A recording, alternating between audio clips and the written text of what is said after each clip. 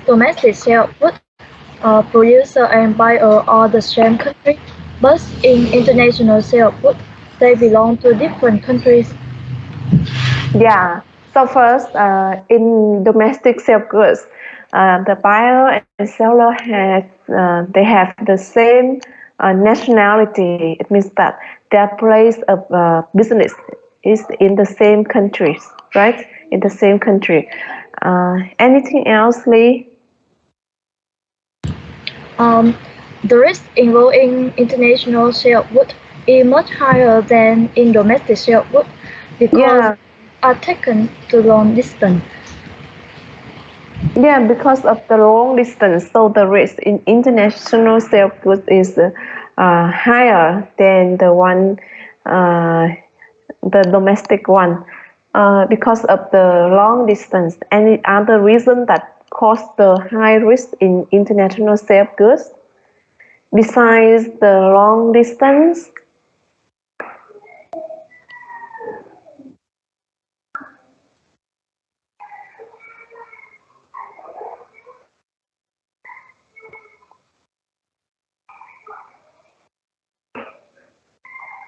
Mm. Như Quỳnh, please. I think with the international sale of goods, it will related to the some some policy issues and the tariffs. So the high the price and maybe it's higher. Yeah, and it may hurt the consumers. Mm, the price may be higher. We are not sure that the international sale, the price for international sale is higher or lower than domestic. We are not sure about this because sometimes for international sales of goods, the quantity of production is bigger. So for the economy of scale, the cost per unit may be reduced. In this case, the price may be reduced. It's not necessarily higher than the domestic price. Mm. Ngọc Huyên, please, you have any opinion?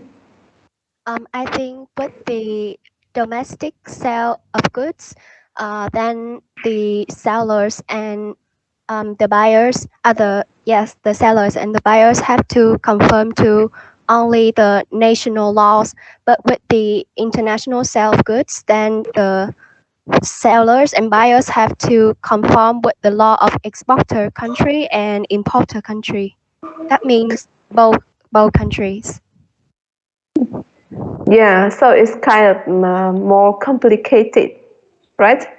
And Yes. the legally complicated for the international sale of goods. Yeah, right. Anything else? Thúy Hiên. I think that domestic sale of goods, we have to deal with the currency of each country. But on the contrary, when we sell in international sale of goods, we have to deal in the multiple currencies. Yeah, so the international sale of goods will be kind of related, will be involved in the exchange, right? Foreign exchange, right? Any other difference between the two kinds of sale?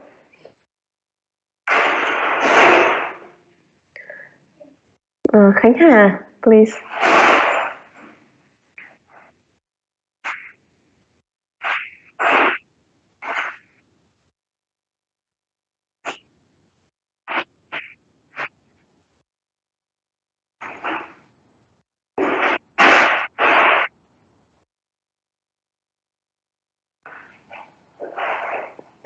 Yeah, right.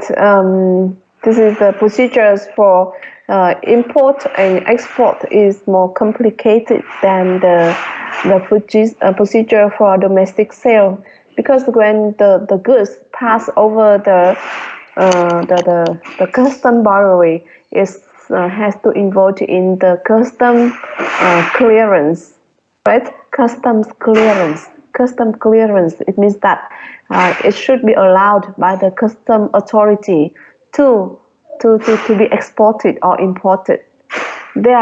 So these are some differences between the international and domestic sale of goods. So we go into detail for the first criteria, and it's the sellers and buyers. So for the international sales of goods, the seller and the buyers are the parties whose place of business are in different countries, right? So their place of business registration are in different countries. Um, uh, and for the according to Vietnamese commercial law, traders include lawfully established economic organizations and individuals that conduct commercial activities in an independent and regular manner and have business registration. These are the traders. So the buyers and sellers in international sale of goods are traders, right? They are traders, not individual. They are not individual. They are traders. Thương nhân, đúng không? Traders means the ones, right? Lawfully, the ones that are lawfully established economic organization and individuals that conduct commercial activity in an independent and regular manner and have business registration. Okay, they are lawfully established. They have commercial activities regularly and they have business registration. Okay, so they are called traders.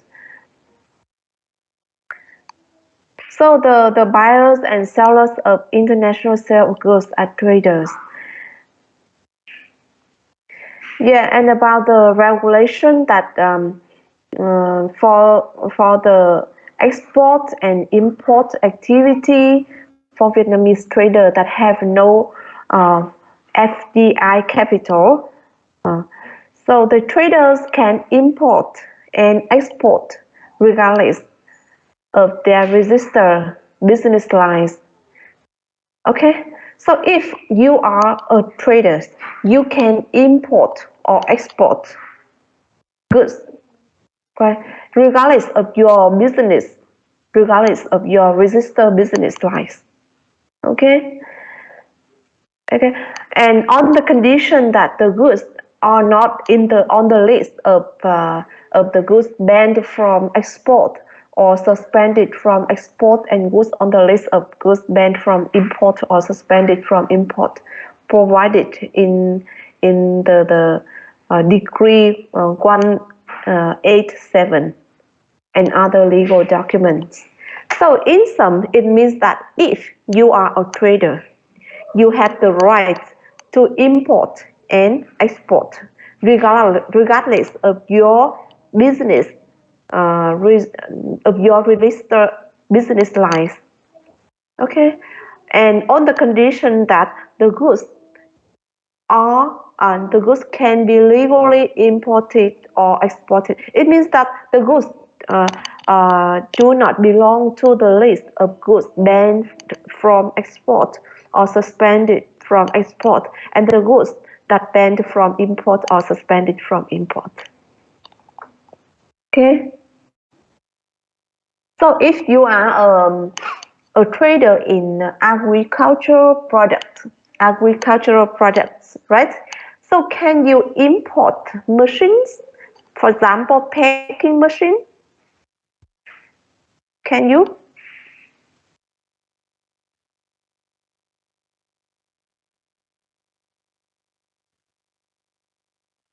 You are a trader, right? You are a lawful company. You are a trader, and your business line, your registered business line is agricultural products, right? So can you import packing machines? Can you import packing machines? Your registered business line is agricultural products. For example, coffee, rice, tea. So can you import machines? In case you will need some machines for packaging, so can you import machines directly from the supplier, the foreign supplier? According to this article in the degree I just mentioned.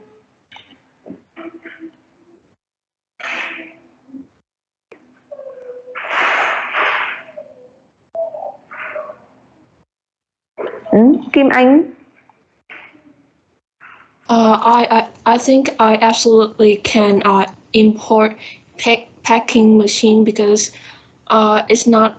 I think it's not on the list of goods banned or suspended from import. And I'm a trader, and I can import machines regardless of my registered business lines is agricultural products.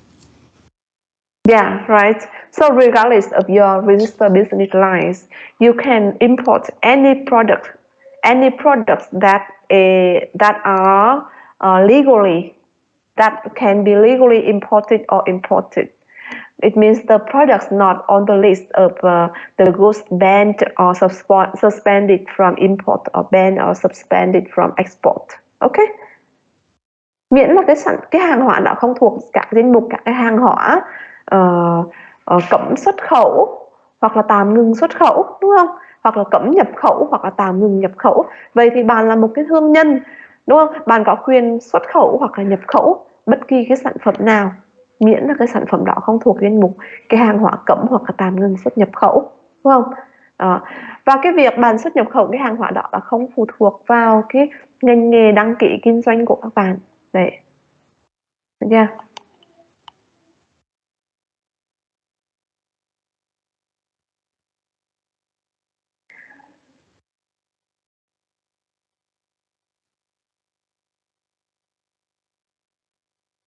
And traders' branches may import or export as authorized by traders.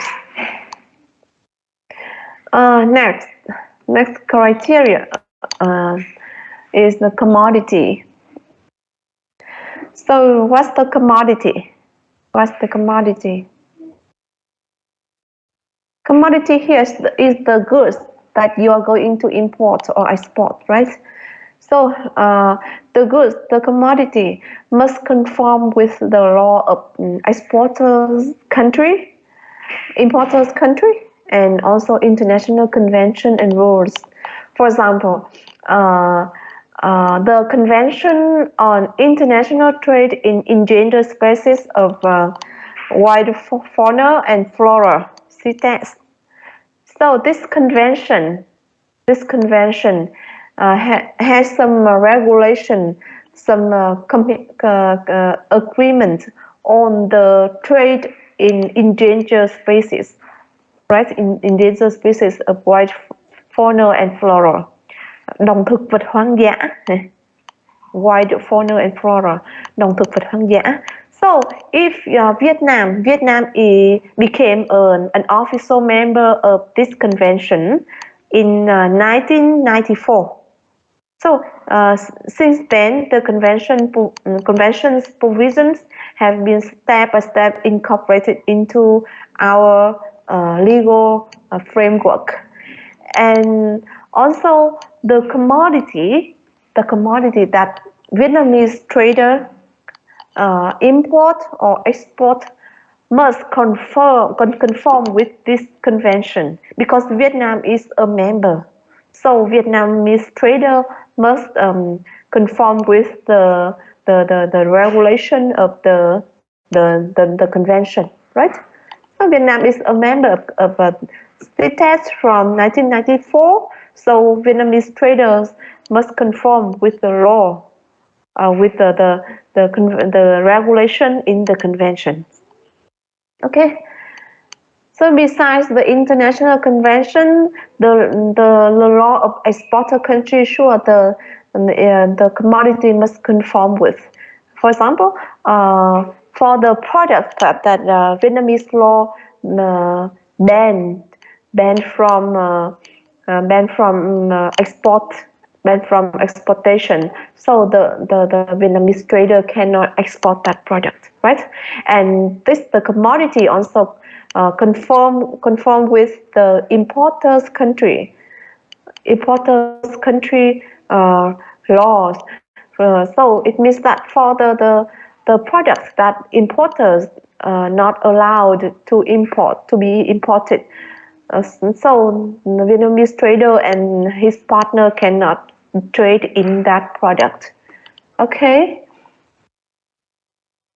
And also for the commodity, we should notice we should pay attention to the movement of goods. You know that for the international sale of goods, the goods are moved over the custom boundaries or the country's boundaries, right? So to move over the custom boundaries, the commodity must the traders must do the customs procedures. It includes the export custom procedures and import custom procedure. Another thing is that the commodity is moved over long distance, long time. Sometimes it takes maybe 1 or 2 months for the container to travel from the importer from the exporter country to the importer country. It's real long distance and long time. So it will result in high cost of transportation. So because of high cost of transportation, the traders, the importer or exporter must be consider this characteristic of international sales of goods to decide the products to be imported or exported.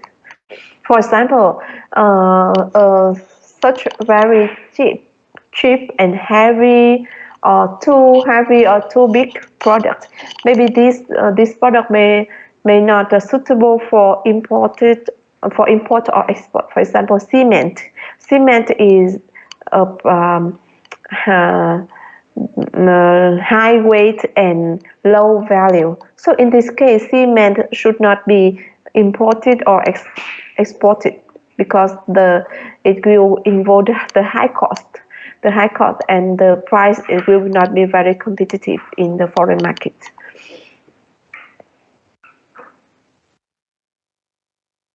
Another thing is that because of the long distance, long time over the different countries, so the commodity in international sale of goods will subject to risk and uncertainties. Risk and uncertainties. So, can you point out some risks or uncertainties that the commodity that travel from the the the exporter to the importer's country may face, may meet?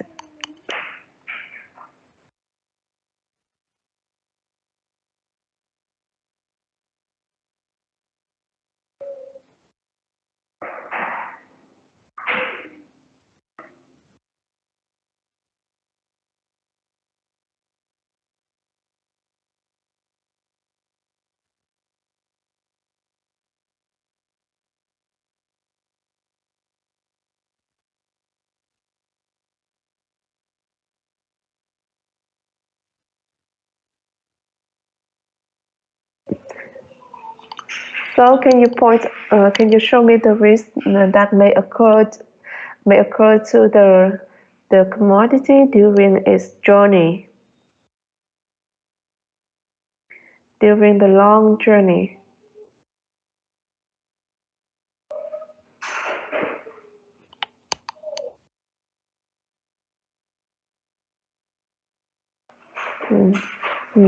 Thanh Thảo. Without the logistics, the commodity might be broken or damaged. So when consumers have it, it can't be here anymore. It may be, yeah, right. It may be damaged. Why? Why damage? I think when the workers or employees or maybe shippers, when they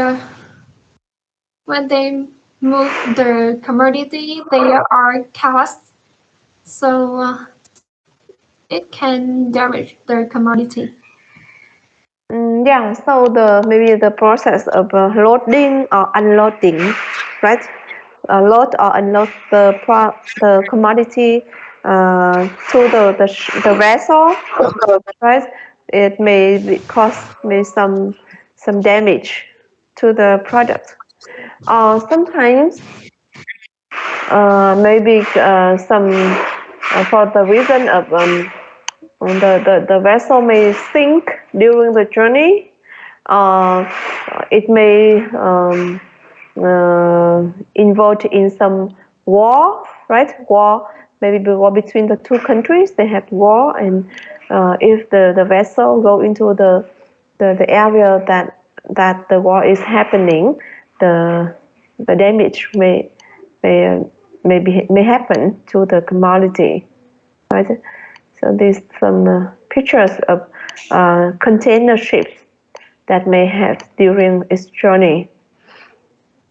This is container ship, tàu container. Chuyên chở hàng container thôi, hàng đọng trong container thôi. Okay. Another thing is that there may be the risk of thief, right? Thief or something like that cause the loss of the commodity, the cargo.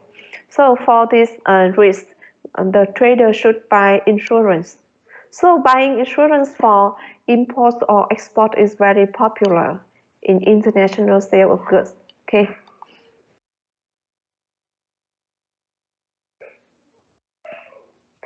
The next is currency and payment. As you say, the international sale of goods may involve payment in foreign countries, foreign currencies, maybe one or two currency, two one foreign currency, maybe to one or to the two parties.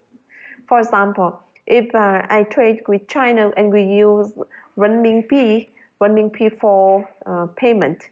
So in this case, the currency is foreign to me, but it's local to to my partner, right? But sometimes we decide to use the U.S. dollars.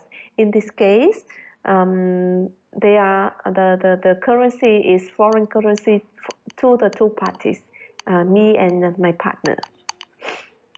So because the sale of goods involve payment in foreign currency, so the traders must pay attention to the national law on payment in currency, right?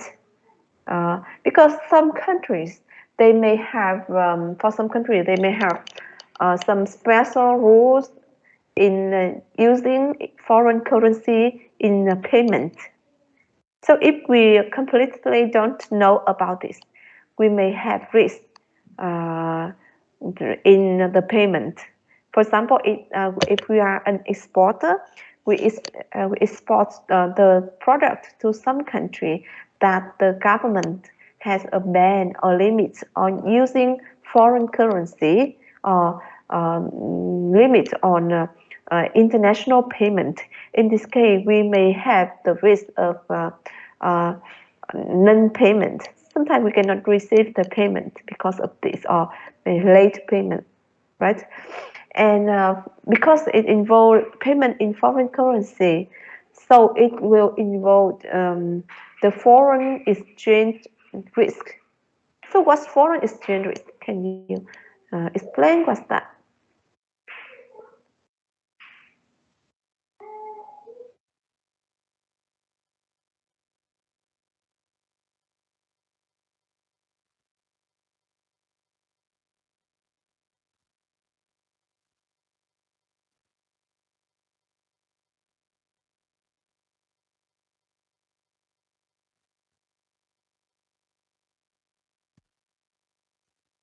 What is foreign exchange risk?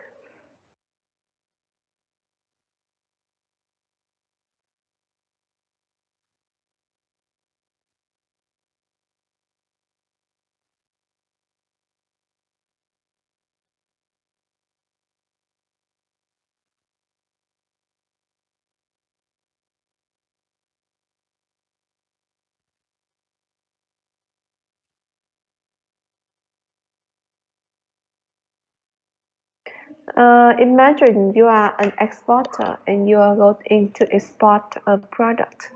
So the choice of the currency for payment, is it important?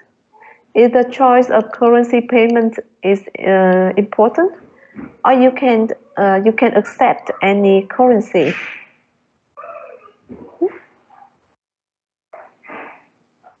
So why is it important? Why not?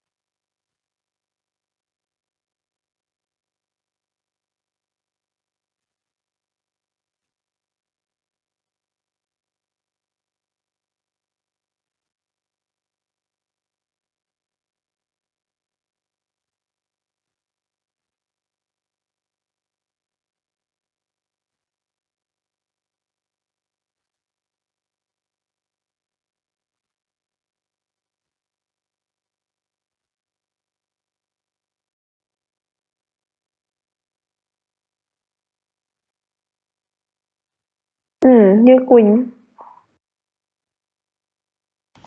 Dạ, cô em có thể nói bằng tiếng Việt được không cô? Dạ thưa cô là em nghĩ là cái tỷ giá hối đoái thì nó sẽ ảnh hưởng đến cái international sale of goods là vì khi mà ví dụ như cái đồng tiền cái tỷ giá hối đoái của Việt Nam chẳng hạn mà đi so với Trung Quốc thì ví dụ như là hắn nhỏ hơn không, ví dụ như Việt Nam so với một nước khác và tỷ giá đó của mình hắn nhỏ hơn thì nó sẽ thì cái giá của bên mình nó sẽ không, nó nhỏ hơn thì cái giá trị của đồng tiền nó sẽ ít hơn, thì có nghĩa là nhiều đồng tiền bên giờ cô em bị em hơi bị lộn cái chỗ này xíu.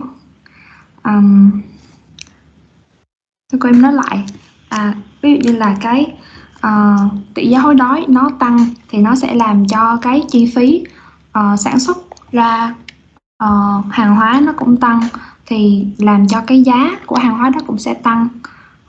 Thì khi mà tăng thì sẽ gây ra tình trạng là lạm phát, thì là nhiều khi là mình không xuất khẩu được, thì nó cũng ảnh hưởng đến cái international sale of goods. Yeah.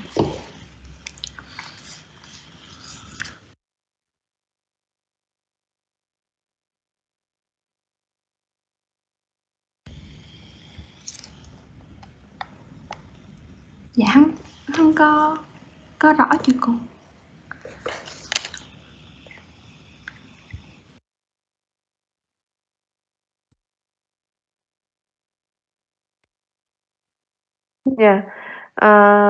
Câu hỏi của cô Bạn nói thì là cũng không có sai, bạn nói là đúng rồi, nhưng câu hỏi của cô ý là gì?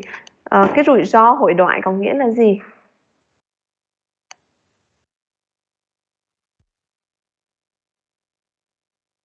What is foreign exchange risk?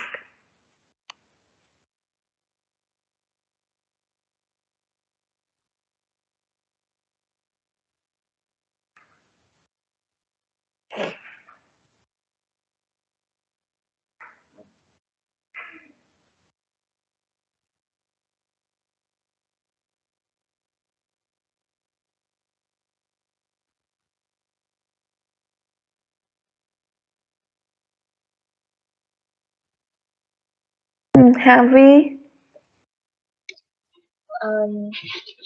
The foreign exchange risk is risk that appear in foreign exchange business due to fluctuations in exchange rates between currencies.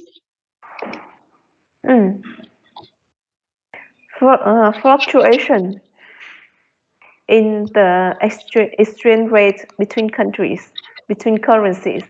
It means that foreign exchange risk is the risk that the foreign exchange rate may fluctuate, right? The risk that foreign exchange rate may fluctuate, and the fluctuation or the change in the foreign exchange may do some damage to your profit, right? Sau cái sự thay đổi ấy, cái tỷ giá hối đoái, đúng không? Mà nó có thể ảnh hưởng tiêu cực đến các bạn, khi đó được gọi là foreign exchange risk.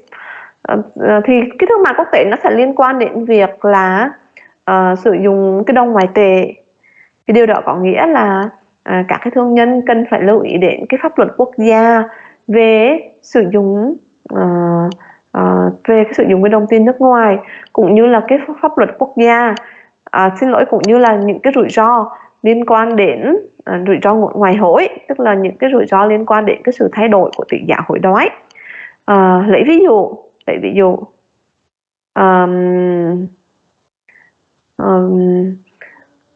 người xuất khẩu, đúng không? Cái đồng tiền thanh toán á, mà nó sẽ, cái đồng tiền thanh toán á, nó tăng giá thì nó sẽ có lời cho người xuất khẩu hay người nhập khẩu các bạn?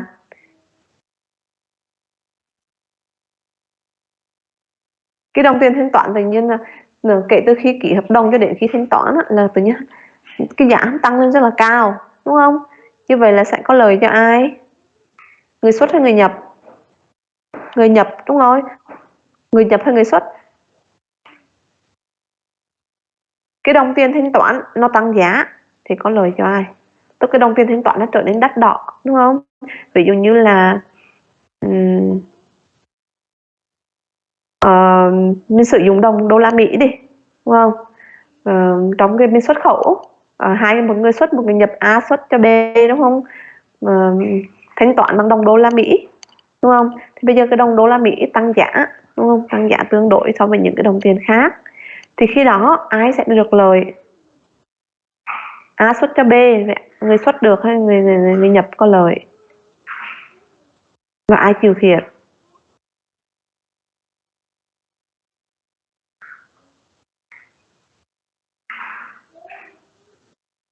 Dạ, Phương Lam. Dạ thưa cô, là người xuất có lợi, còn người nhập khẩu phải chịu thiệt.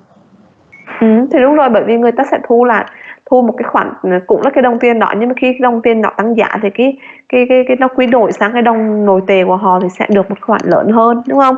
Thì trong trường hợp này, cái sự thay đổi về tỷ giá đó, cái fluctuation in the foreign exchange thì nó đã gây ra một cái risk, gây ra cái rủi ro, đúng không? Gây ra cái thiệt hại, cụ thể ở đây sẽ gây thiệt hại cho cái người nhập khẩu, đúng không? Cho người nhập khẩu. Đấy, mình quyết định là nhập cái lô đó về bán là 1.000 đô, tự nhiên đến ngày thanh toán cái lô đó, cái đồng đô la tăng giá đi, mình phải thay vì 20 triệu để mua 1.000 đô, bây giờ mình phải bỏ ra 25 triệu để đổi 1.000 đô để thanh toán. Thế nên là cái chi phí hàng nó tăng lên, và mình là cái người nhập khẩu thì mình sẽ là người chịu thiệt, đúng không?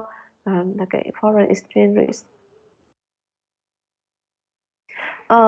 So because of it involved the foreign exchange risk. So the trader, the importer or exporter should be careful on choosing the currency and have some measures to protect against the foreign exchange risk. Another one that related to payment is the payment risk. So what's the payment risk? What's payment risk?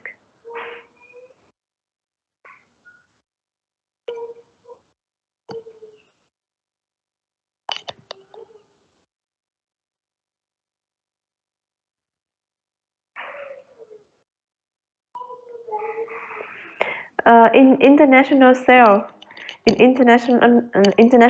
of goods, it involves the risk in payment, right? The risk in payment. So what's the risk in payment?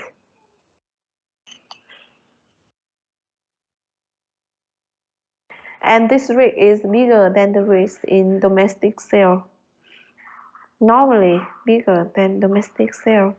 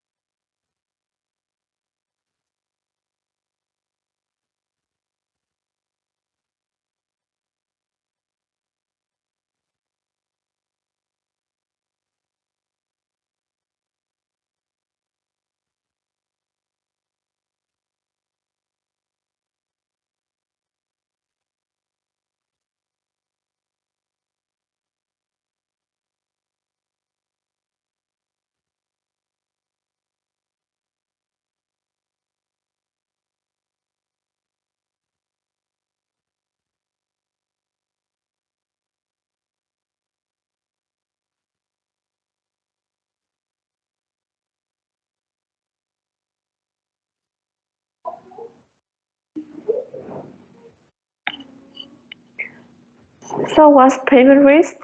Yes, payment risk is the risk that we may the payment cannot be made or the payment can be late, right?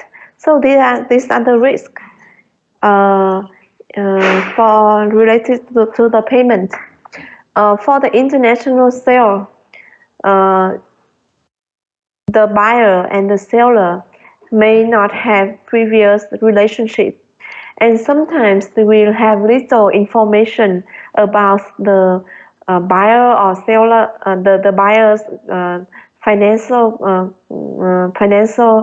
situation, right?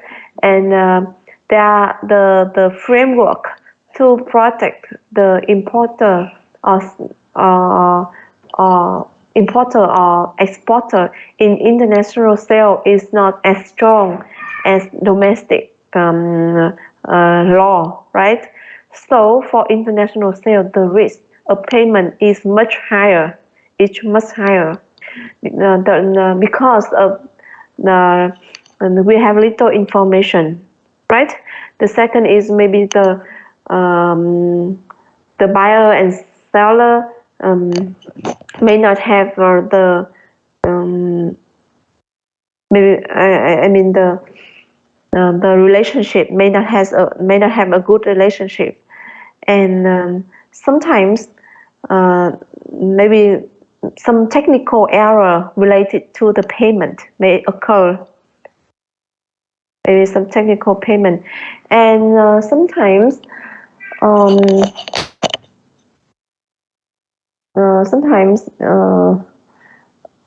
are also other reasons that lead to the risk for the payment. Sometimes because the value of the payment is high, so the risk is higher, right? when the value of the payment is high, because in international sale of goods, the quantity and the value of the cargo, the shipment is normally higher than domestic sale. So the risk of being unable to receive the payment, or receiving late payment may occur more regularly than the domestic sale of goods.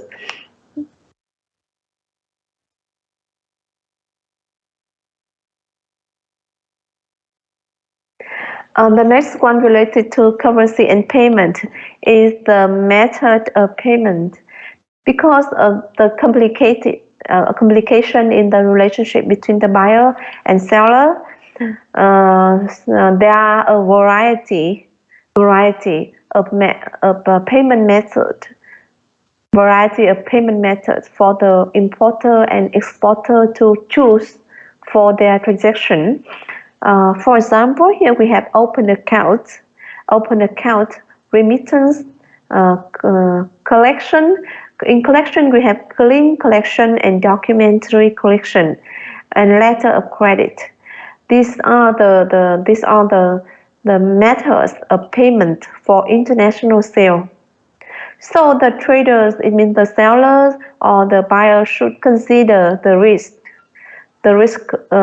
to choose the most suitable method of payment. Let's take some example. If you have a good relationship with your buyer, right? Your customers, you can accept remittance, late deferred remittance, right? Chuyển tiền trả sau, đúng không? When we have good relationship with our customers. Or in another case, the customer is a very new customer and we have little information on their credit. So we may choose a method that may balance the risk between the two parties. We may use a letter of credit. Yeah, and for these methods of payment, I will discuss in the next chapter, not in this chapter. So here I just mention the name of the methods and give some example of choosing the suitable method for the transaction. Okay, don't worry about it. Don't worry if you have no idea of what these method of payments are. Okay.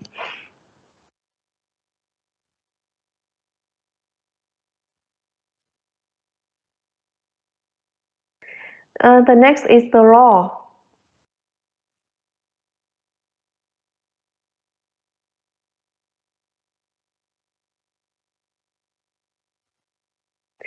So do you think how many law system may involved in the international sale of goods?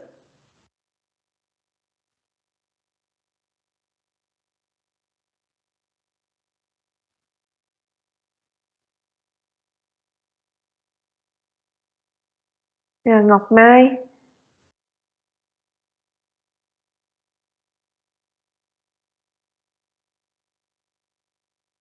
Mai bật mic lên em ơi.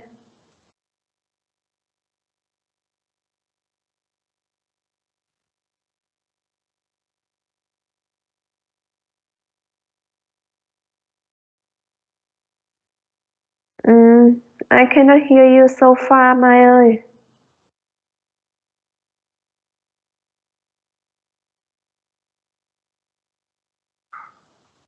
Hình như mic của Mai bị lỗi hả?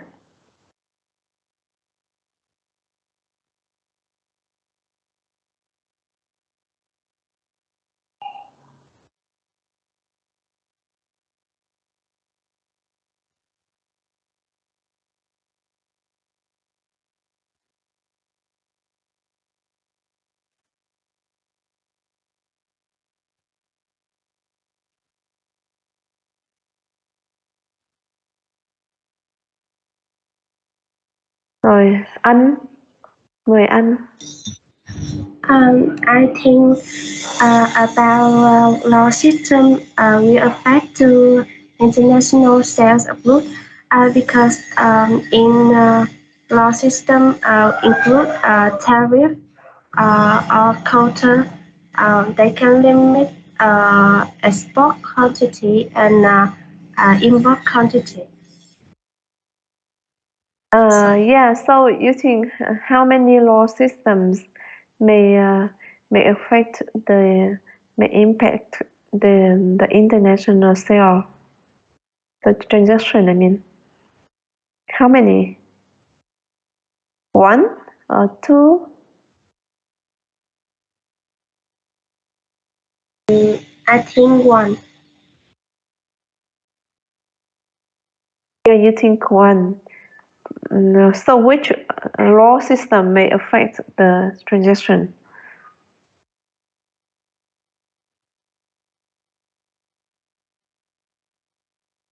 I think about tariff. Um, no, tariff is not a law system. Tariff is not a law system. I mean, the Vietnamese law system or buyers country's law system or sellers country law systems. That's what I mean. I think both of them. Using both, it means the two law systems. Yes. Yeah, thank you. Actually, it's not one, two, maybe one, two or three. For the law system, is maybe the importers law system, importer exporters law system, and it also maybe international convention or rules, right? It may be national or international rules. It depends on the agreement between the two countries. But anyway, for international sale of goods, the parties may deal with different legal systems. So, for dealing with different legal system, there may be legal risk. Legal risk may occur, and the traders must pay attention to this risk to prepare to cope with the risk in the legal system. Sometimes we have not much knowledge about the importer's law system, and it may lead to the risk of uh, difficulty in delivery, or maybe leads to the risk of the loss to the cargo sometimes.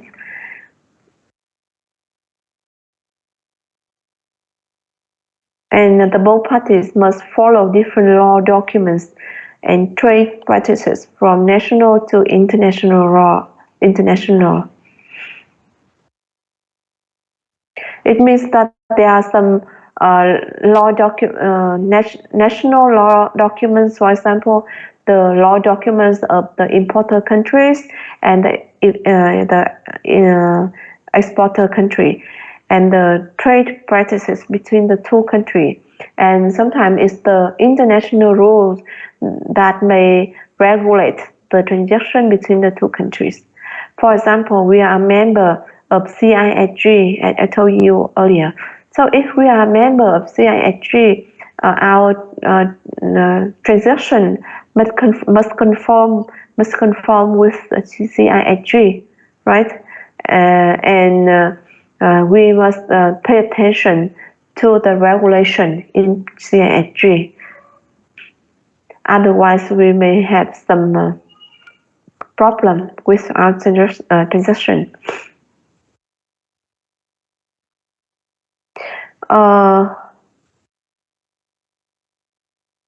So these are the difference between domestic and international sale of goods. In some, for the buyer and sellers, they are traders, whose place of business are in different country, right? And they can import or export any products that are not on the list of banned or suspended from export.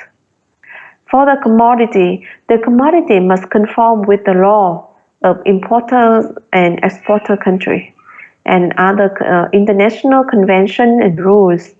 Okay, and the movement of commodity is over the boundary, the custom boundary, and over the long distance. The next is the currency and payment. So international sales goods may involve payment in foreign currency, uh, and this will lead to some risk. Risk, yeah, risk to the related to the foreign exchange and risk to the payment too. And there are a wide variety of payment methods due to the complicated and due to the different situation in international sale. Yeah, so different method of payments to satisfy different transactions. So the traders, the importer or exporter should consider the risk to choose the suitable method of payment. And about the law, the importer and exporter should have a knowledge of the law system that regulates the transaction. Okay. The next part is the legal frameworks for international transaction. So let's see what's the legal regulate legal framework that underlining the trade between a Korean seller and Vietnamese buyer. So here we have a Korean seller and Vietnamese buyer. They are having a transaction, right? And the goods will travel from Korea. Excuse me. The Vietnamese buyer will go to Korea for making a purchase order of 1,000 pieces of clothing, while the Korean seller, the goods, right, the commodity from Korea will be delivered to Haiphong port in Vietnam. So what's the legal framework underlining this transaction? How do you think?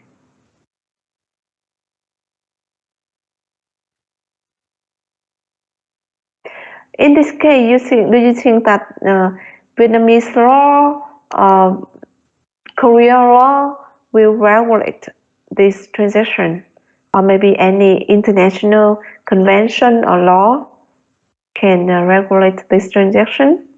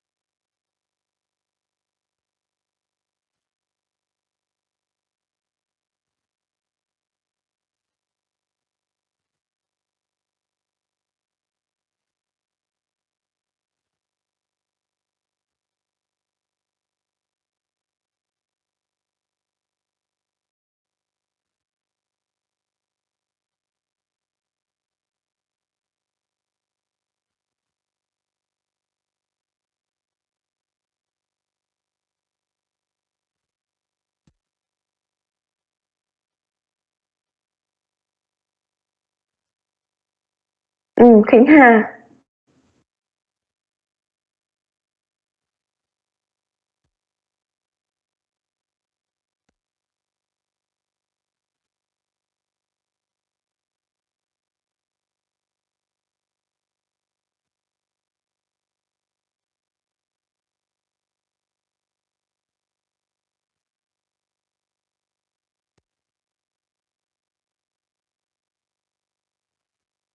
Yeah, right. So the applicable law, right?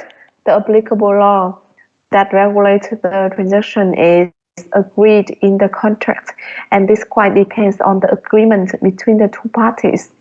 They both agree to choose Vietnamese or Korean or a third country's law. They may choose these laws. If they choose, they write it in their contract, and this is the applicable law to the contract.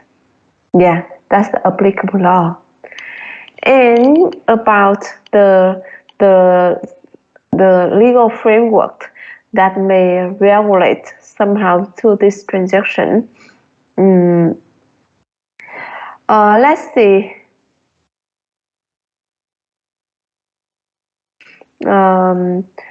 First, the legal contract, right? As as you say that the law that is agreed in the contract is the law, is the applicable law of the contract. Okay, it may be Vietnamese law, Korean law, or maybe Chinese law. Maybe, right? It quite depend on the agreement between the two parties, between the seller and the buyer. And another one is that Vietnam and Korea are members of CISG, right? Vietnam is an official member of CISG from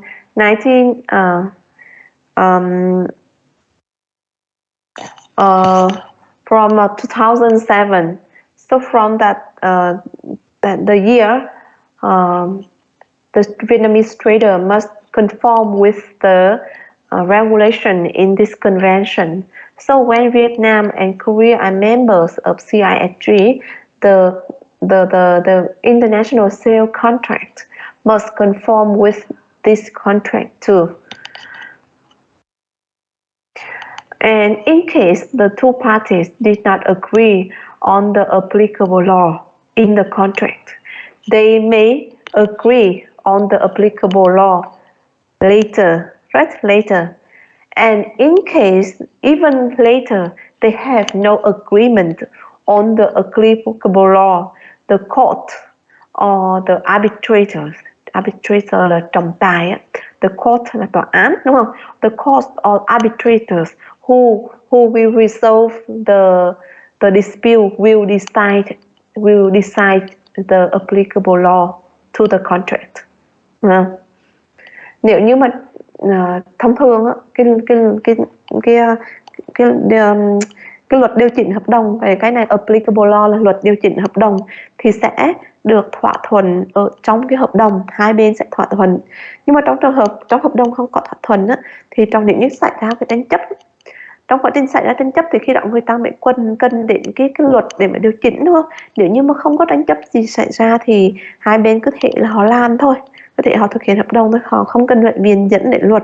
Thì trong cái trường hợp diễn ra tranh chấp á, thì hai bên sẽ viện dẫn đến luật. Mà nếu như á, trong hợp đồng chưa có cái thỏa thuận nào về luật áp dụng á, thì người bán và người mua hoàn toàn có thể từ thỏa thuận một cái luật áp dụng trong cái quá trình giải quyết tranh chấp.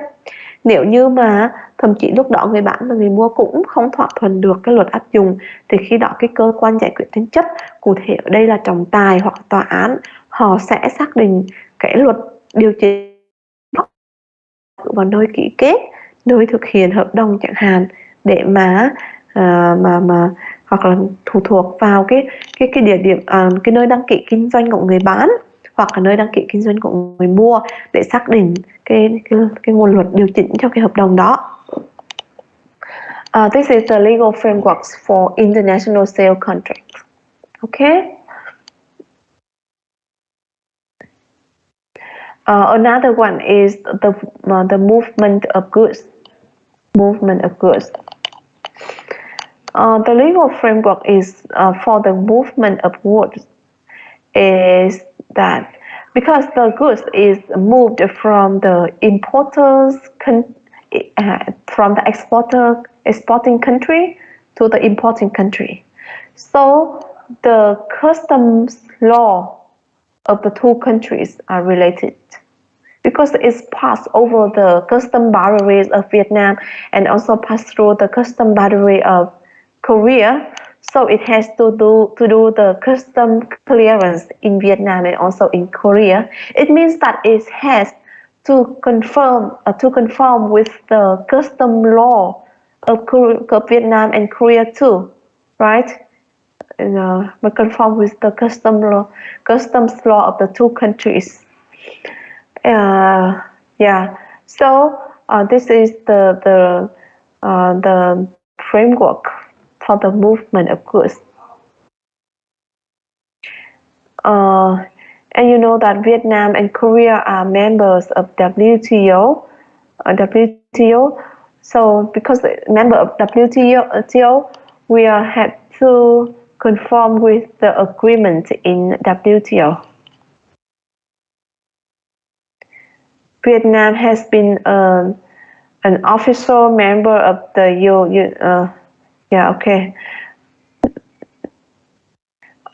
and besides other trade practices, if it is agreed in the contract, the traders should conform with these practices. For example, Incoterms for the delivery of goods, UCP 600 and URC 522 for the international payment methods. So for this, UCP will regulate the letter of credit payment, and URC 522 will regulate the collections.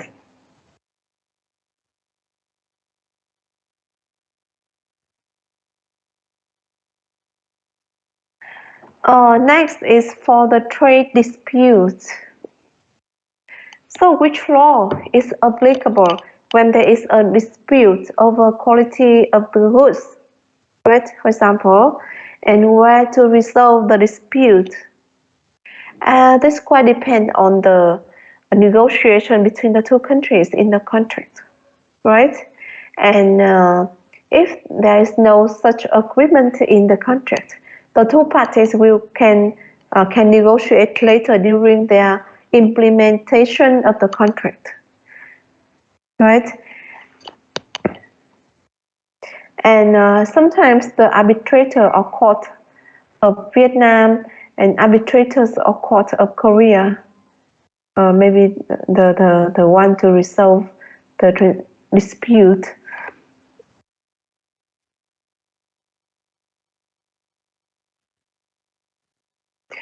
And in case the arbitrator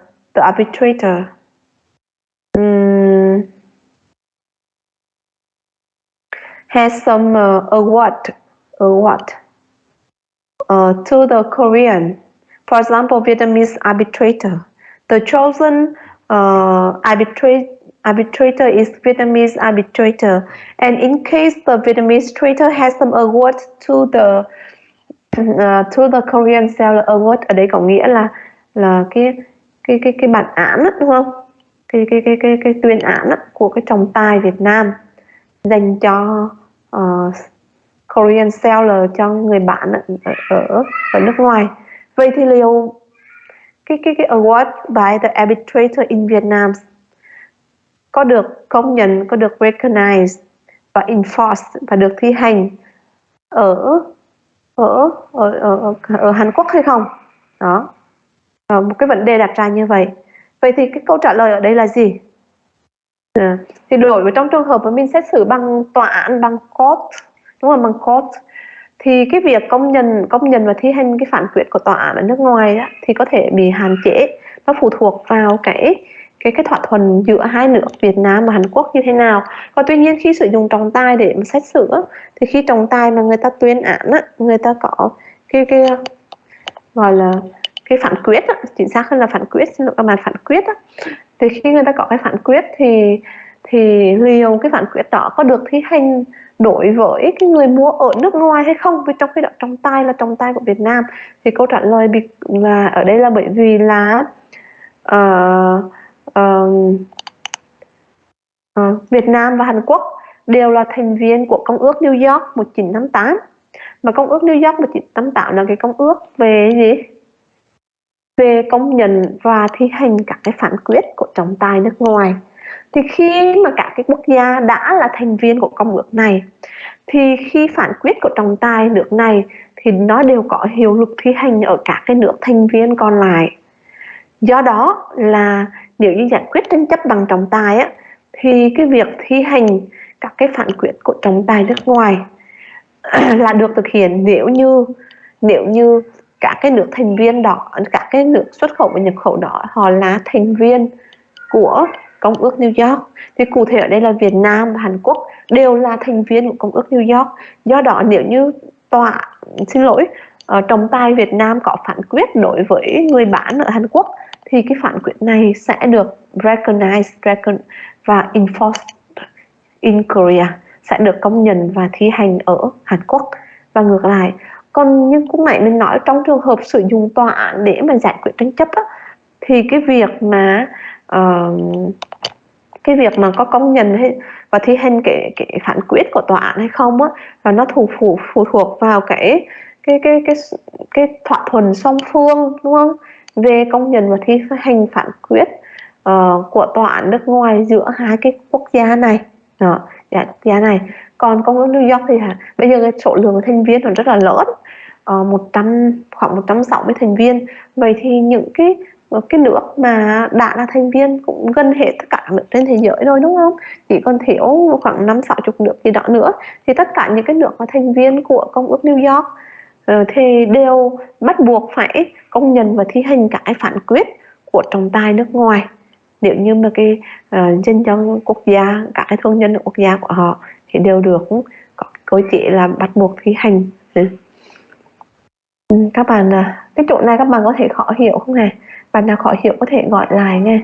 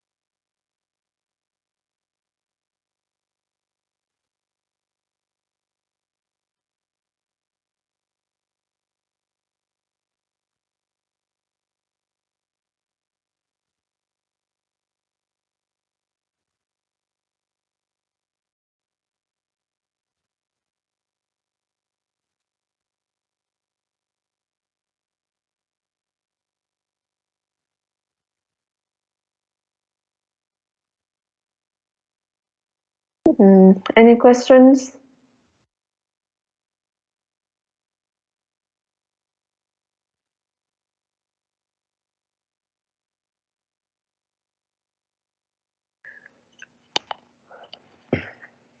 So we have studied the legal frameworks for international trade transaction.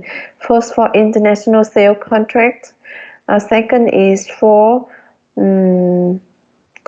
the movement of goods and the trade disputes. So for these three criteria, there are three legal frameworks to regulate it, to underlie it, right?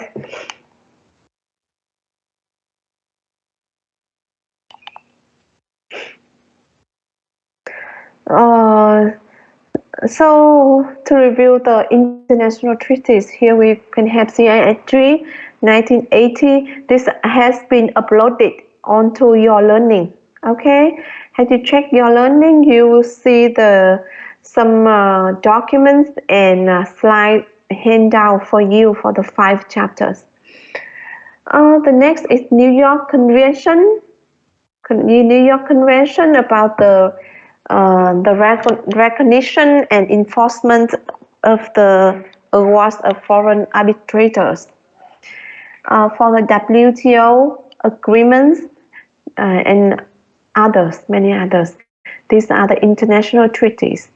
And for the national sale national laws, then maybe the civil code, commercial law, arbitration law, custom law, intellectual rights law. And for the international practices, we may have Incoterms, UCP, URC. Okay, so these are the frameworks to regulate international sale contract, movement of goods, and trade disputes. Okay, let's take a break, and we will resume at maybe 5.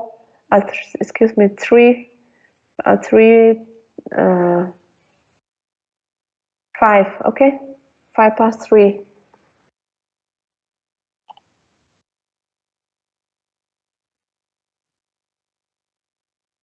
CIG. What is CIG? So in reality, to bridge the gap between the different legal system of the world, it means that in different countries, the legal system, the regulations are different, and they have different law systems, civil law and common law. Yeah, and to bridge the gap between the different systems.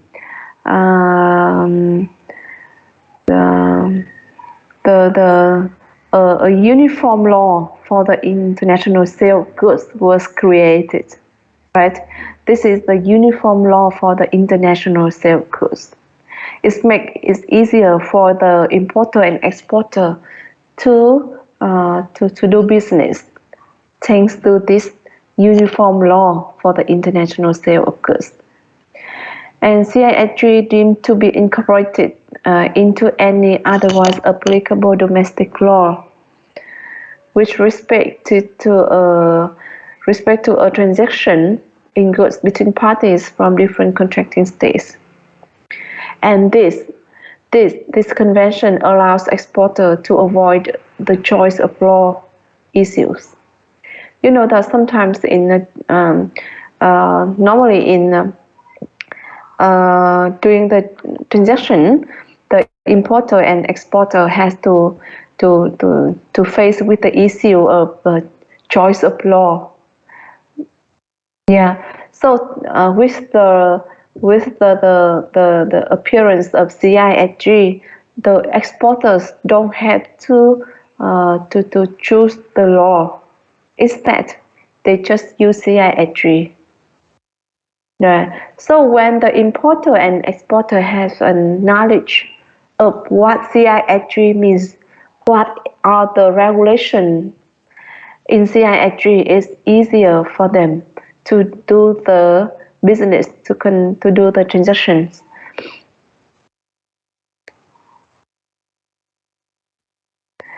So about the list of contracting states in CIG, you can see in this website to see the contracting stage of CIG. And Vietnam became an official member of CIG since 2007, and since then we are our legal frameworks is also updated in accordance with this convention. And this convention consists of 101 articles with the following structure. Part 1 is the sphere of application and general provisions. Part 2, formation of the contract. Part 3, a sale of goods. And in this part 3, there are detailed articles related to the sale of goods. For the chapter 1, there are general provisions. Chapter 2, the obligations to the seller. Chapter 3, obligations of the buyer. Chapter 4 regulates the passing of risk. Chapter 5 is about provisions common to the obligation of the seller and the buyer. Part 4, the last part, is the final provisions. So why why why countries join the CISG to become member of CISG, because of some benefits that CISG can bring to the traders, to the countries, importing country and exporting country, to the traders from the two countries. The first is cost saving in negotiating applicable law provisions. Yeah, you know that with with CISG, the importer and exporter don't have to negotiate which law to be applicable to this contract, but instead they just use CISG. CISG is an international convention, so it's popular, and importer and exporter have a certain knowledge of this convention, and it's easy for them to choose it as a applicable law. Yeah. A second benefit is reduced cost and difficulties of applying foreign law to transaction. Yeah. So because there will no longer be a need to research foreign law in order to comply with the foreign partners' demand. Okay, so with CISG, we don't have to we don't meet the difficulties of applying foreign law to our transaction. We just use CISG. It's very convenient for the importer and exporter. With CISG, we can eliminate the need to analyze conflict of laws at an international level during dispute resolution processes. Because if we apply CISG in case of any dispute, to resolve the dispute,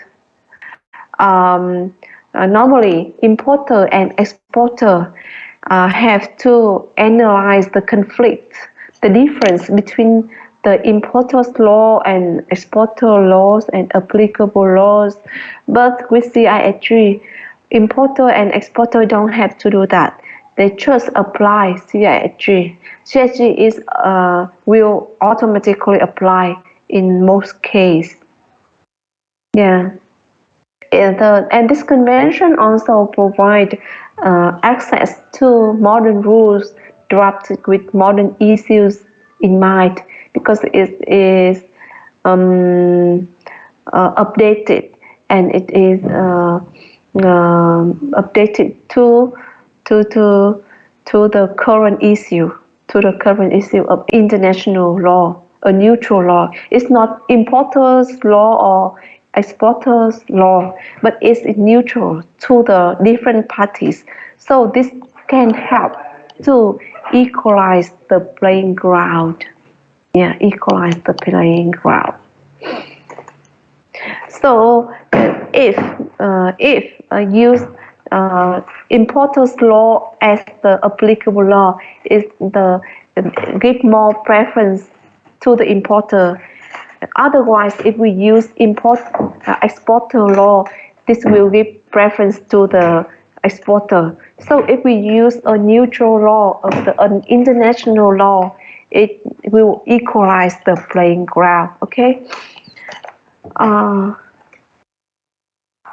And this convention also designed to balance equality and justice between the buyer and seller, and such rules are more fair and many countries more fair than many countries' contract law.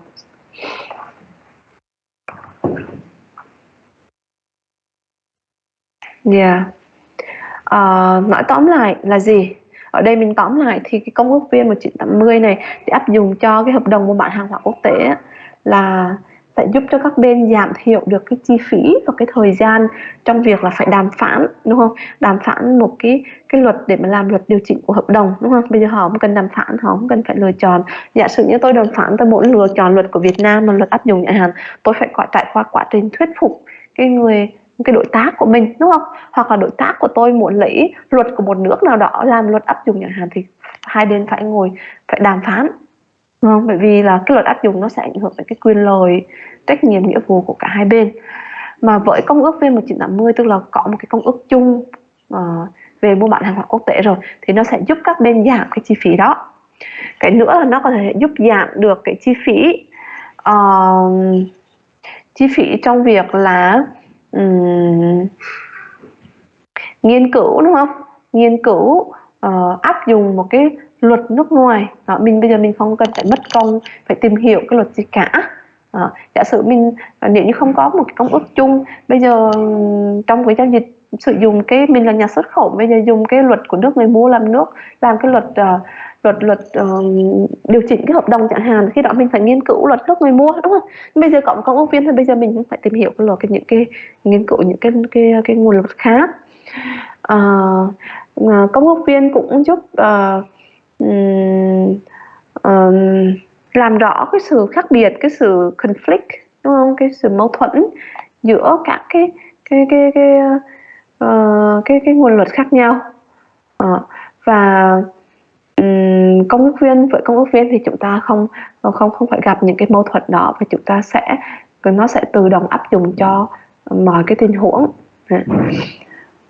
Và đồng thời là với công ước viên này sẽ giúp cho các bên công bằng hơn trong cái giao dịch của họ. Bởi vì là nếu như mà lấy cái luật điều chỉnh là của một trong hai nước thì sẽ thiên vị cho một trong hai nước, đúng không?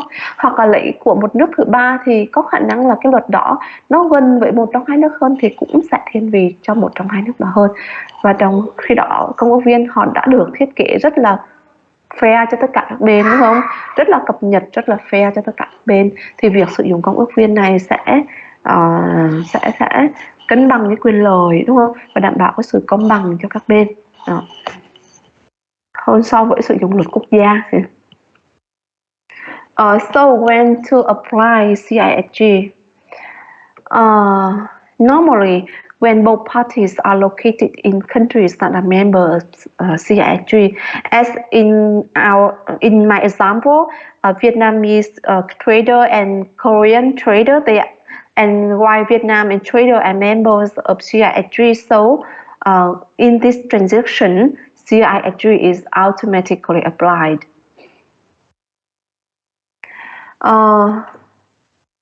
When, according to the principle of private international law, the rules of a country that is a member of CISG apply. Yeah.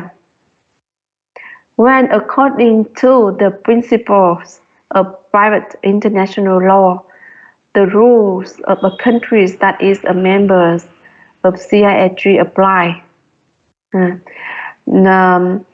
Nếu như theo một theo cái nguyên tắc quốc tế nào đó, đúng không?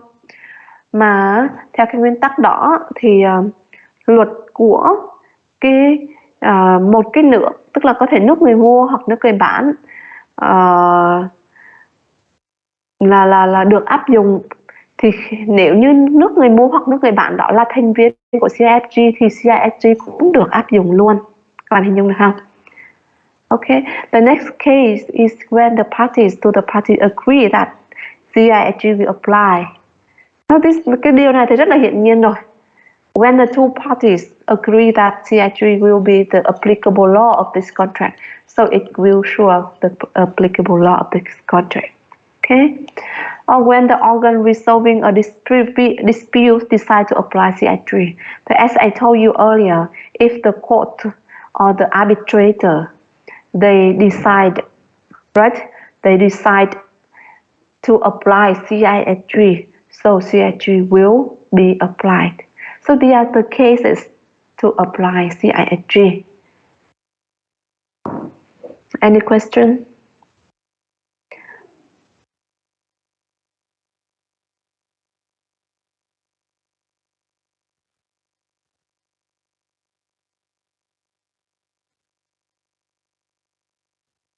Can you follow me?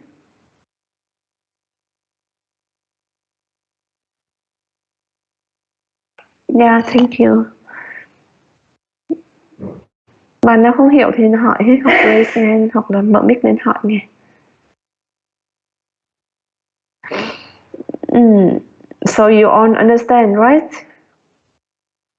So the next is to understand the Vietnamese regulation in international sale of goods. Các bạn lưu ý chữ sale không gọi chữ S đâu nghe. Những lúc này sale gọi chữ S là viết bị nhầm á, nhảy ra bị nhầm với chữ sale không gọi chữ S rồi. Sale mà gọi chữ S thì nhiều khi là doanh thu hoặc là người bán hàng. Còn cái việc bán, mua bán, cái việc bán là sale. Sale.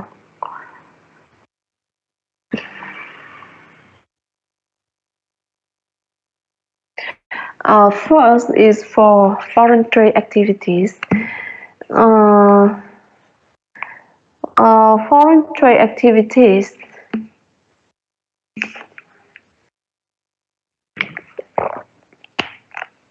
as I told you earlier, the foreign trade activities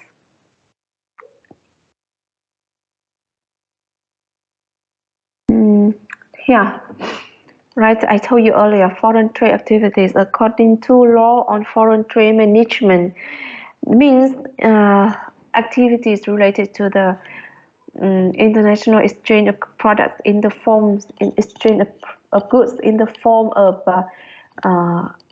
export, import, temporary importation, temporary exportation, merchanting, trade, transit, and other activities.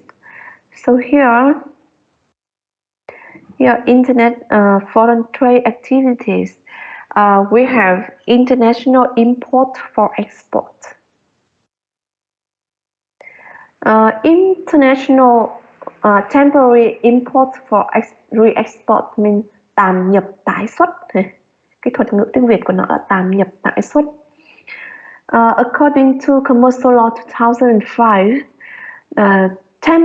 temporary import for re-export means bringing goods into Vietnam from foreign countries or special zone located in Vietnamese territory, regarded as exclusive custom zones, as I told you, of exclusive customs areas, as I told you,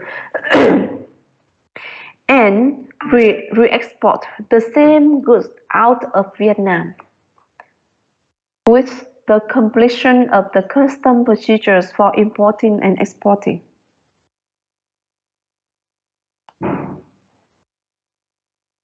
Yeah, right. Again, temporary import for re-export means bringing the goods into Vietnam from foreign countries or special zones located in Vietnam territory. It means the exclusive customs zones, and re-exporting the same product, the same goods out of Vietnam with the completion of the custom procedures for importing and exporting. That I show you a diagram.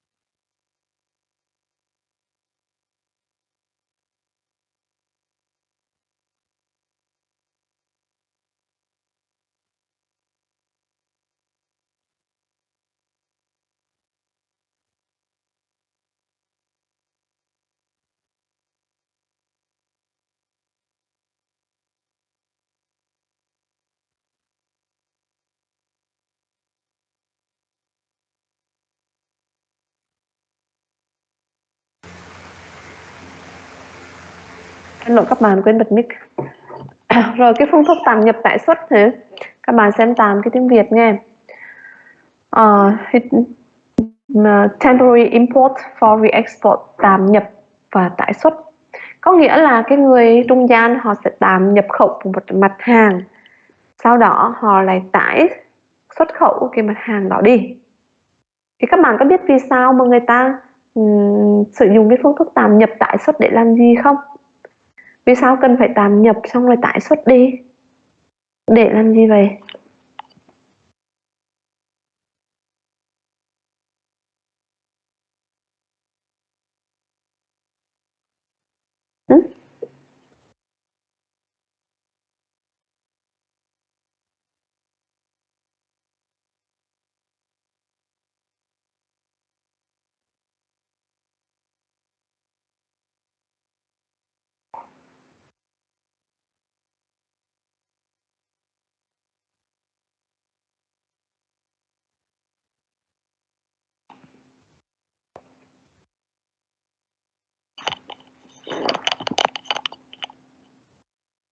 Vì có thể làm gì? Người ta cần phải nhập một mặt hàng vào trong nước của mình thế, xong sau đó xuất cái mặt hàng đó đi. Thì sao người ta phải làm vậy?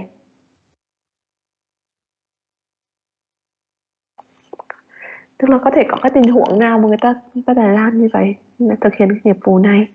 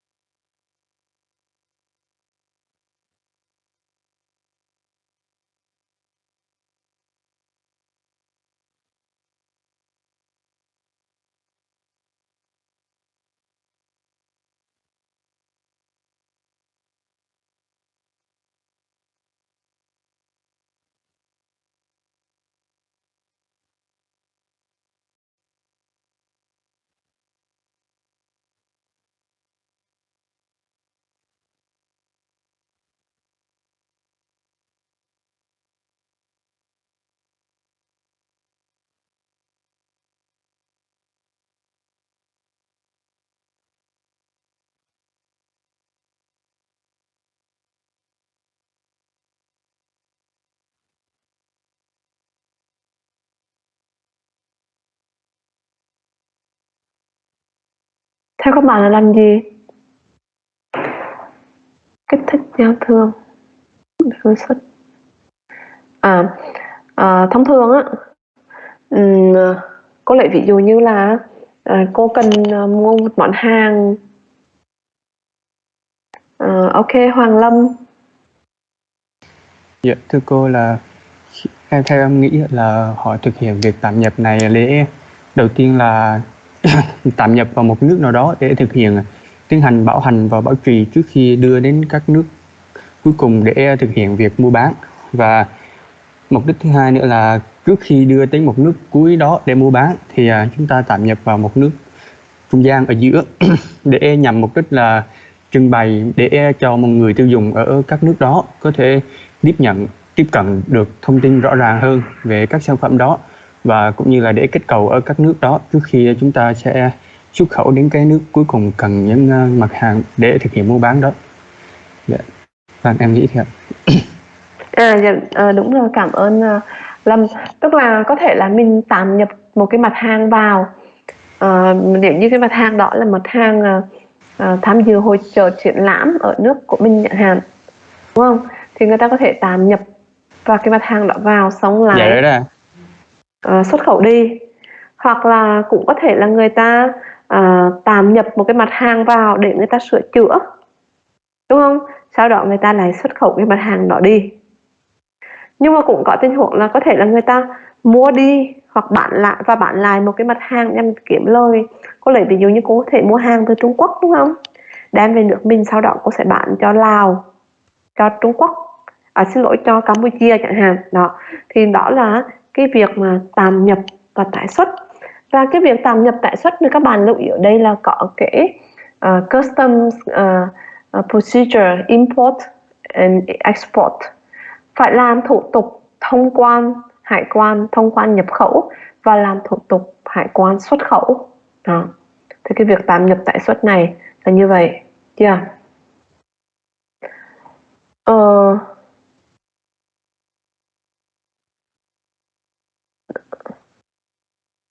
So for the government measures to this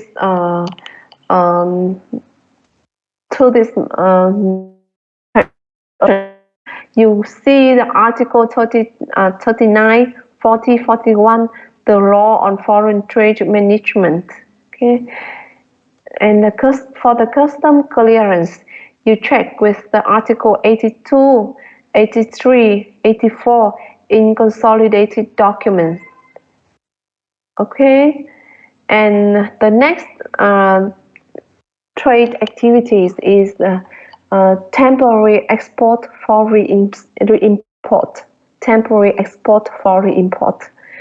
So for the temporary export for re-import, it's also related to doing the procedure for export and doing the procedure to import the same product. Thì cái phương thức temporary export for re-import tiếng Việt gọi là tạm xuất tải nhập này. Thì cái phương thức tạm xuất tải nhập này khi nào thì sử dụng thì cũng tương tự như tạm nhập tái xuất. Tạm nhập tái xuất là tạm nhập một cái mặt hàng vào để mà tham dự hội chợ triển lãm ở nước này, sau đó lại tái xuất trả lại cái mặt hàng đó.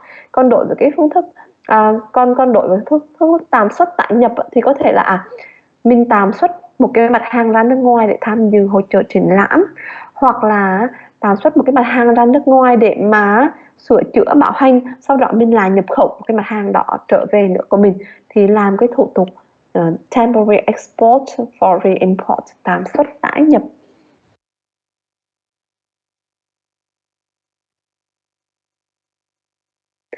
And for the definition, you check with Article 29, Commercial Law, and for the government measures for this activity, you check out the Article 42, Law on Trade Management.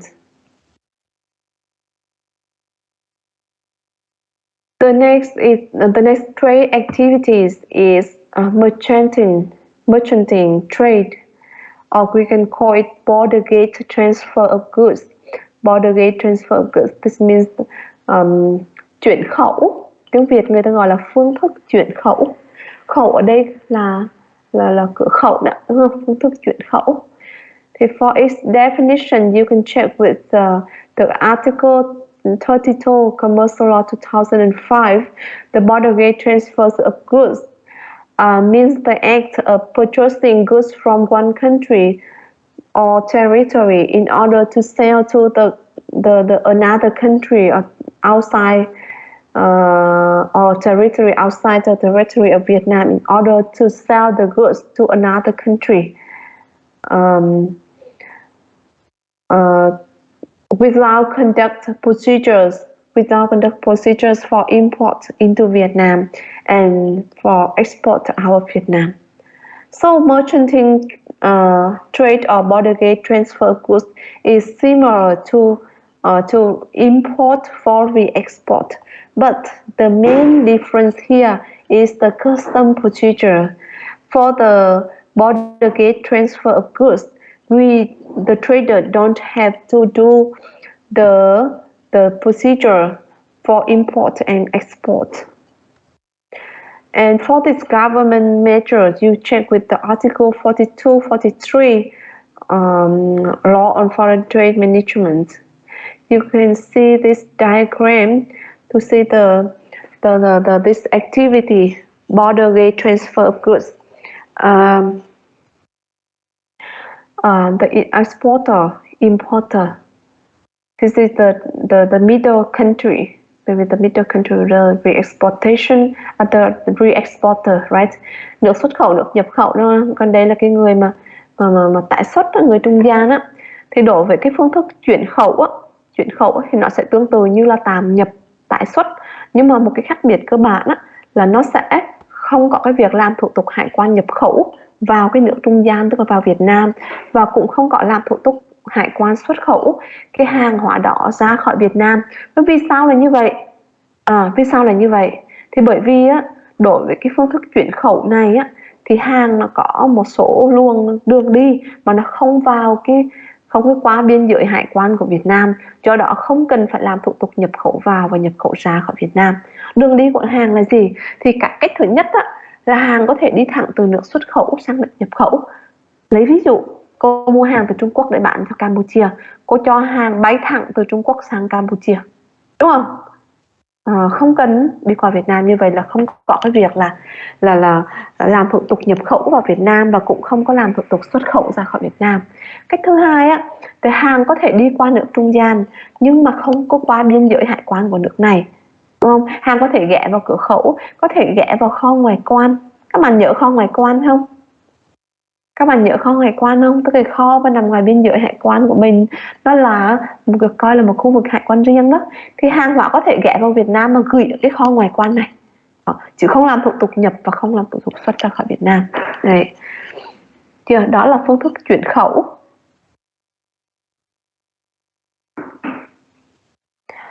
The next is transit of commodities. For the transit of commodities, you check out the definition, Article 241 Commercial Law 2005. So transit of goods means the transportation of goods owned by a foreign organization or individuals through the territory of Vietnam, include entrepot, transportation, storage, batch separation, and change of mode of transportation or other work items conducted during the period of transit. Thế cái phương thức này gọi là phương thức là quá cảnh, transit of commodity, quá cảnh hàng hóa. Tức là có lẽ ví dụ như hàng mà đi từ Lào, đi từ Trung Quốc mà sang Lào chẳng hạn, thì họ có cái quá trình quá cảnh sang Việt Nam, nó gọi là quá cảnh.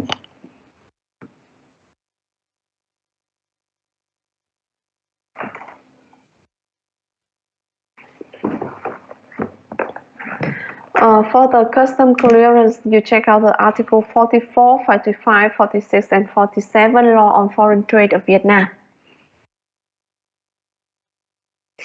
Okay, let's check out what's the difference between temporary import, foreign export, temporary export, foreign re-import, and mercantile trade.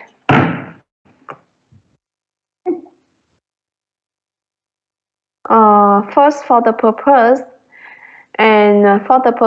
you can have a look at this diagram, this chart, this table, to see the difference between the three foreign trade activities. So for temporary import, maybe for sale to another country, or for warranty, maintenance, right? For lease, or borrowing other purpose. Borrowing, for example, we want to borrow some machine from Korea, from South Korea.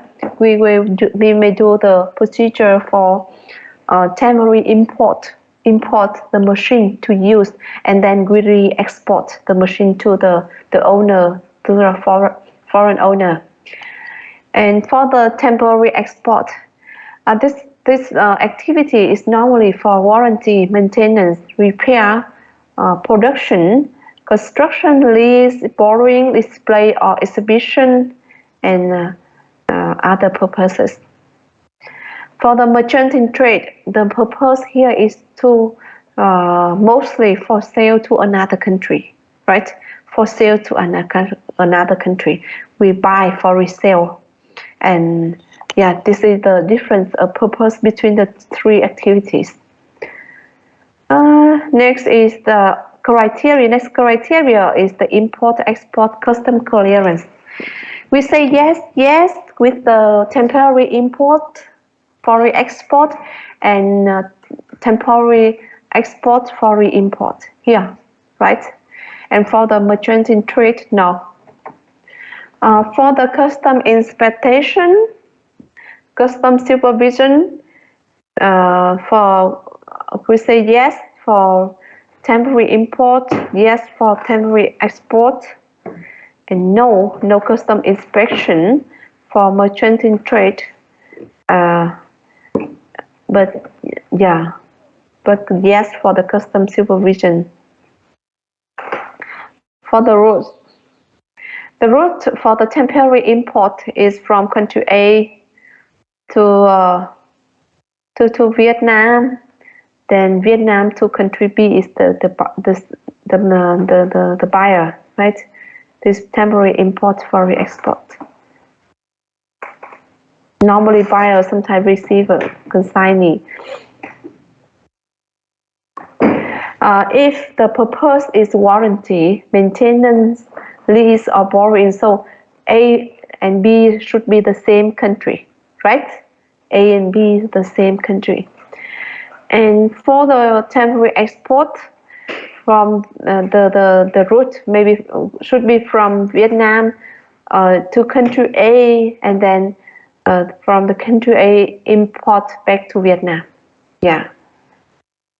And mercantile trade, the routes I told you earlier, the commodity from the export country to import country, from the export country to Vietnam border gate, from export country to Vietnam border gate, to custom bounded warehouse or special custom areas, and to import country. For the period of stay in the middle country, for temporary import, the goods imported in this case can stay in Vietnam for 60 days. 60 days, twice two times of extension, and each 30 days. And for the temporary export, this depends on the purpose of temporary export. Vietnamese custom do not regulate this. And for the mercantile trade, is maximum 30 days. Maximum 30 days. For the license required, okay, this is you see more. Next about the Vietnamese framework is freedoms to import and export in Vietnam. And for Vietnamese traders, it means the traders without the FDI capital. For Vietnamese trader, they can conduct import or export business and carry out other related activities regardless of their registered business sectors or trades, as I told you, except the goods on the list of goods banned or suspended from import or export. Okay, this is according to the law on foreign trade management. And for the foreign invested organization or Vietnam-based branches of foreign trader, the right to export does not cover the right to organize a network to purchase a goods in Vietnam for export. Right? So it means the foreign invested organization or Vietnam-based branches of foreign traders may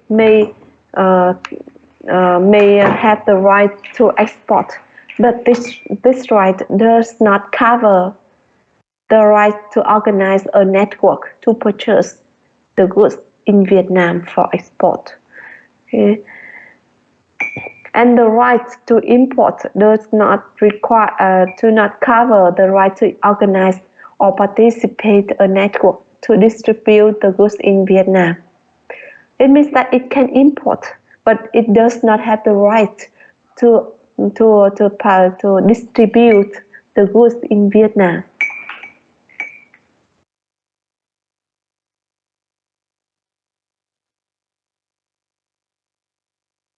Yeah, you see more in Article 5, Law on Foreign Trade Management. And for the export prohibition, restrictions and permission, you can check out the Annex 1 phụ lục, Annex 1, 2, 3, Decree 1969, Decree 69 2018. So this will give you a list of prohibited imports and export. List of exported or imported by designated traders. List of exported or imported goods requiring license under given condition. Đây là danh mục các cái hàng hóa bị cấm xuất nhập khẩu này, hoặc là xuất nhập khẩu là được cấp phép cụ thể cho từng thương nhân này, hoặc là xuất nhập khẩu cần có giấy phép hoặc là dựa những cái điều kiện đặc biệt nào đó. Thì khi nào các bạn làm thủ tục quyết định có xuất hoặc nhập một cái sản phẩm hay là không, và cái thủ tục nó như thế nào, thì các bạn cần phải xem cái hàng của mình nó có thuộc danh mục hàng hóa bị cấm hoặc là xuất nhập khẩu có điều kiện hay không. Những cái hàng đó và thuộc cái danh mục đó thì buộc các bạn phải làm thủ tục, tức là thuộc cái danh mục đó thì các bạn phải điều chỉnh cái business của mình tương ứng. Ví dụ như là thuộc danh mục hàng hóa cấm xuất nhập khẩu thì rõ ràng bạn không thể làm rồi, đúng không? Hoặc là nếu thuộc danh mục hàng hóa xuất nhập khẩu có giấy phép thì bạn cần phải xin giấy phép, phải thỏa mãn điều kiện thì các bạn phải làm sao cho cái hàng mình thỏa mãn điều kiện, thì khi đó bạn mới làm thủ tục thông quan xuất khẩu hay là làm thủ tục thông quan nhập khẩu cái hàng đó được. Yeah.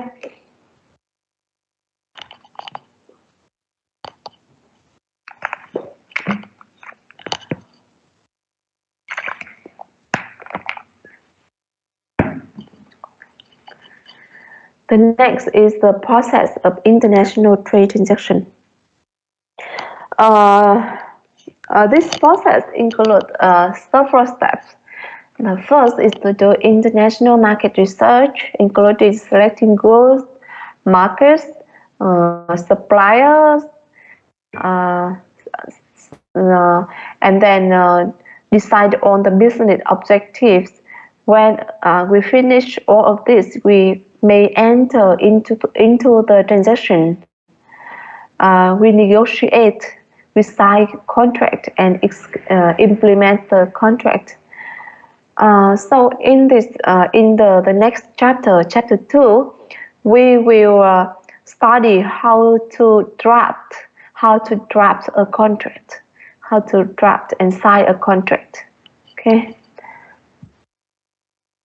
So this brings me to the end of this lecture today. Do you have any questions?